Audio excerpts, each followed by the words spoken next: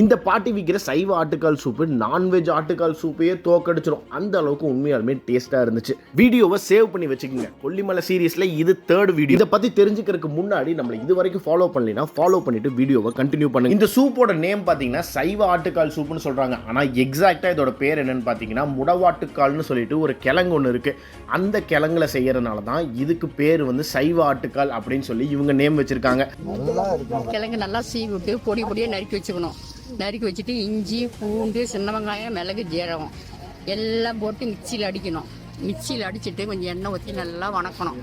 பச்சை உடனே வணக்கணும். வணக்கிட்டு தேவையான உப்பு தேவையான மஞ்சத்தூள் கொஞ்சோண்டு மசாலா போட்டுட்டு கடைசியில் புதினா கொத்தமல்லி வல்லாரை இது கொதிக்கும் போது போடணும். போட்டு கொதிக்க வச்சு நம்ம சாப்பிட்டா கை கால் வலி எல்லாமே தீர்ந்து போயிடும். கொல்லிமலை போனீங்கன்னா இந்த பாட்டி கடையில் டேஸ்ட் பண்ணுங்க. ஏன்னா எக்ஸாக்டான டேஸ்ட்டு நீங்கள் இங்கே மட்டும்தான் ஃபீல் பண்ண முடியும். மற்ற இடத்துலலாம் இந்த கிழங்கை காய வச்சு அதை பவுடராக அரைச்சி இன்ஸ்டண்ட்டாக ப்ரிப்பேர் பண்ணுறாங்க. அதோட டேஸ்ட்டு டிஃபர் ஆகுது. ஒரு கப்பு இவங்க 15 rupeesக்கு சேல் பண்ணுறாங்க. இதோட லொக்கேஷன் எக்ஸாக்டாக சொல்கிறேன், நோட் பண்ணிக்கிங்க.